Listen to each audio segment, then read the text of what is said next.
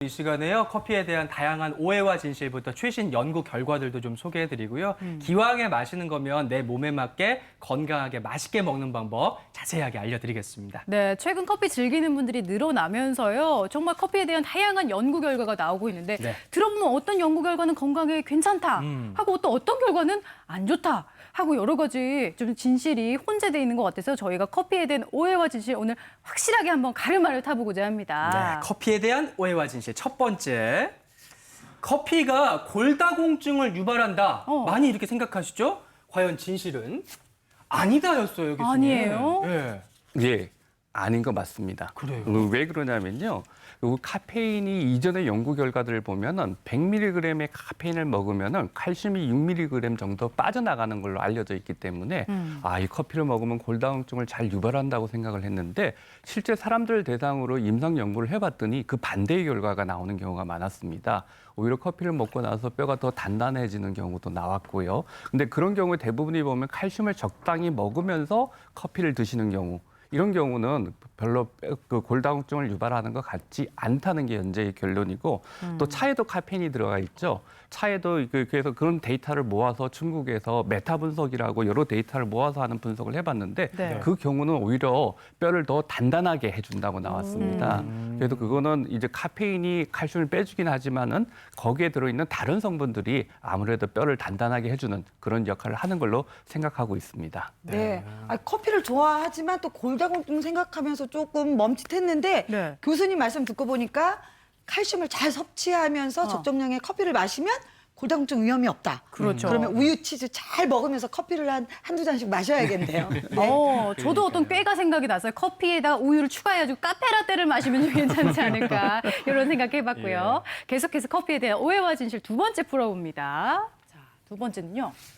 불면증의 주범 10중8구 커피다. 맞지 정답 바로 않겠어요? 공개합니다. 그렇다 나왔습니다. 정말 교수님. 그래요, 오 교수님? 예, 그렇습니다. 그런데 10중 8구는 좀 가장하신 것 같아요. 그래요? 10중 8구까지는 아닌데 커피가 왜 그러냐면 그 원리를 조금 아셔야 되는데요. 그 커피가 안에 카페인이 들어가 있죠. 근데 우리 몸에서는 우리가 여러 가지 대사 반응을 거치고 나면은 ATP라는 에너지를 쓰게 돼 있는데 그게 분해되고 나서 노폐물이 아데노신이라는 게 남아있게 됩니다. 이 아데노신이 많게 되면은 이 아데노신을 그 노폐물을 걸러내야 되죠. 그래서 아데노신이 우리 뇌에 가서 신경세포에 잠을 자고 쉬라는 신호를 줍니다. 수용체에 달라붙어서. 네. 근데 아데노신이 붙어야 될 수용체에 아데노신이 못 붙고 카페인이 대신 달라붙게 되면은 자라는 신호가 자라고 쉬라는 신호가 없어지게 되죠. 그래서 밤에 잠이 안 오게 되고 또 나중에 그게 반복되면 피로도 유발하게 되기 때문에 그 주 원인은 아니겠지만 상당히 원인이 될 수가 있습니다. 네, 제가 그래서 이제 정오 이후에는 커피를 안 먹는 사람이거든요. 근데 저는 커피 마시면 가슴이 두근대가지고 항상 이런 걱정을 했었어요. 볼까요? 커피는 심장에 나쁘다.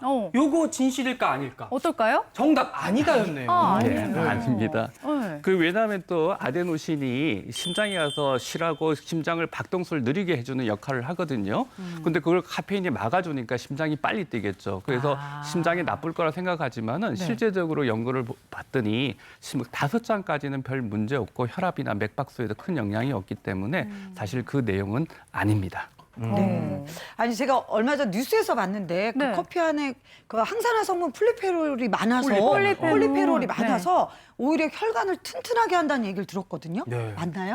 네, 그렇습니다. 사실은 이 폴리페놀은 모든 식물이 대부분 다 가지고 있는 색소 성분인데요. 식물이 햇빛에 자기를 보호하기 위해서 만드는 성분이죠. 그러다 보니까 가지고 있는 특성이 항산화 기능이 뛰어나서 세포도 보호해주고 DNA도 보호해주고 이런 기능을 가지고 있어요. 그러다 보니까 몸에 상당히 유익하게 되겠고요.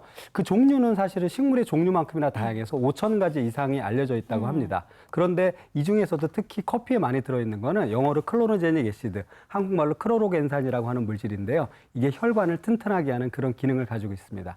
폴리페놀 그 자료를 한번 준비를 해봤는데요. 네. 지구상에 존재하는 그 식물 가운데서 그 향신료, 정향이라고 하는 게 가장 많은 그 미리그램 수를 가지고 있고 무려 100g 중에 15g이나 가지고 있는데 커피도 사실은 만만치는 않습니다. 그래서 커피, 홍차, 적포도수 순으로 폴리페놀의 함량이 높기 때문에 특히 이 그 커피의 폴리페놀 또 클로로겐산 함량이 또 높아가지고요. 클로로겐산이라고 하는 그 데이터를 또 비교해 보면 커피 커피가 상당히 폴리페놀도 좋고 클로르겐산도 많은데 지금 데이터 나오고 있네요. 그래서 네. 커피 분말이 다른 우리가 일반적으로 먹고 있는 식품 분말 가운데서는 네. 클로르겐산이 가장 높기 때문에 어느 정도 적정량을 지켜서 드시게 되면 혈관 건강에 도움을 줄 수가 있습니다. 네. 그런가 하면 이 커피의 좋은 맛과 향뿐만이 아니라 여기에 도움이 된다고 해서 일부러 어디에? 찾아 드시는 분들도 있거든요. 어디에? 바로 커피는 다이어트에 효과적이다. 개인적인 바람으로는 맞았으면 좋겠는데. 본인이 제일 정답. 관심 있네요. 예. 아니래요. 안타깝습니다. 아니죠, 당연히. 네, 왜 아니에요, 교수님? 커피 자체가 대사 반응을 좀 더 네. 상진시키고요. 또 우리 연구 결과에는 갈색 지방에서 에너지를 소모하는 그런 지방을 활성화시키는 걸로 돼 있는데 실질적으로 이론적으로 그렇지만은 그 연구 실제로 사람을 대상으로 해보면 다이어트에 별 효과가 없고 연구 결과도 왔다 갔다 합니다. 또 우리나라 분들은 커피를 그냥 드시는 게 아니라 프림이나 설탕들을 많이 섞어서 드시기 때문에 그 효과가 별로 없죠. 그래서 커피 다이어트 요즘 유행하는데 생각보다 효과는 없습니다. 그렇군요. 반면에요, 저같이 이제 자칭 성실한 사람은 아. 이런 이유로 커피를 먹습니다. 어떤 이유일까? 예, 착실하잖아요. 네. 커피가 공부와 일의 능률을 높인다. 이런 이유로 애용해 왔었는데 네, 맞을까요? 진실은 그렇다. 도움이 잘했네요, 됐네. 제가. 네. 네, 그렇긴 합니다. 왜냐하면 방금 전에 말씀드렸지만 아데노신하고 카페인의 작용으로 인해서 아데노신이 우리 몸의 기분을 조절하는 도파민에 영향을 미치는데 카페인이 이런 그 도파민이 잘 그 효과를 발휘하도록 도와주는 효과가 있거든요. 그래서 도움은 되는데 계속 그 잠 안 자고 그다음 노폐물을 걸러내는 그런 과정을 카페인이 억제해서 네. 우리가 노폐물 정리가 안 되면은 그게 오래 쌓이면 아무래도 내 건강에 안 좋겠죠. 그래서 일시적인 효과는 있을 수 있지만 오랜 기간 그렇게 드셔서는 안 될 것 같습니다. 아, 그렇군요. 그렇군요. 이제 필요할 때만 드시는 거로 정리를 하면 되겠고요. 그래서 성적이 안 올랐군요. 반짝은 괜찮은데 예. 그 다음 속설이 또 있습니다. 요거는요 저희 어머니가 그렇게 저한테 하시던 얘기예요. 어디 보자. 본인은 커피 드시면서 너는 말이야 어렸을 때 청소년기에 커피 많이 마시면 머리 나빠진다 이러시면서 커피를 그렇게 안 주시더라고요. 이거 진실 확인합니다. 그렇다. 아유, 잘하셨네. 맞았네요. 특히 청소년들에 관해서는 그렇습니다. 2014년에 호주에서 실제로 청소년들 14세에서 17세 청소년 대상으로 그 임상 실험을 한 결과인데요. 하루에 그 한 100mg 아메리카노 기준으로 한 잔 내외 정도 되는데요. 이 정도의 카페인을 계속해서 그 청소년들한테 복용시켰더니 일단 수면 장애하고 그 두뇌 발달에 약간 문제가 좀 있는 거로 나와 있습니다. 결과가. 그렇기 때문에 특히 우리나라 청소년들은 커피뿐만 아니라 에너지 드링크를 비롯한 많은 카페인 음료를 먹기 때문에 14세에서 17세 안에 있는 청소년들이 이걸 지속적으로 먹게 되면 수면 장애라든가 두뇌 발달에 그 심각한 또 문제를 초래할 수 있기 때문에요. 네. 가급적 청소년들은 과일이라든가 다른 걸로 바꿔 드시는 걸 좀 권해드립니다. 네, 게다가 아이들 좋아하는 뭐 초콜릿, 커피, 우유, 녹차, 아이스크림에도 숨어 있는 카페인이 많으니까 이것도 좀 조심하셔야 될 것 같아요. 자, 그다음 마지막입니다. 커피는 잘만 마시면 암을 예방한다. 진짜요? 너무 그랬으면 좋겠죠. 그렇다네요. 예. 네, 그렇습니다. 사실 이것은 그 연구자들의 굉장히 오래된 수건이기도 하고 많은 연구들이 진행이 되고 있는 토픽이거든요. 암과 관련성, 특히 자궁 내막암이라든가 간암, 직장암, 유방암 이런 데는 적정량의 커피가 도움이 된다는 임상 결과들이 많이 있기 때문에요. 실질적으로 잘 그 양만 지켜서 드신다면 예방 효과가 있다고 저희는 판단할 수 있겠고요. 그런데 이게 문제는 왜 그렇게 생기냐 이런 거에 대해서 좀 궁금하실 텐데요. 네. 사실 카페인 중에서 그 여러 가지 그 안 좋은 일도 있지만 앞서 교수님이 말씀하신 대로 좋은 효과들이 있어서 네. 카페인의 효과랑 클로로겐산의 그 폴리페놀 효과가 합쳐져 가지고 아마 세포 보호 기능이 극대화돼서 그런 게 아닌가 그렇게 학자들은 지금 예측하고 있습니다. 네. 아니, 커피에 관해서 이런 얘기 있잖아요. 커피콩 볶을 때 발암 물질이 그래. 만들어진다라는 얘기도 있거든요. 타가지고. 네, 아, 하니까. 네. 하여간 그 어떤 사람도 완벽하게 그 훌륭한 면만 있는 건 아닌 것처럼 모든 음식도 그 당연히 좀 안 좋은 점이 있죠. 커피를 이제 볶는 걸 로스팅 혹은 배전이라고 하는데요.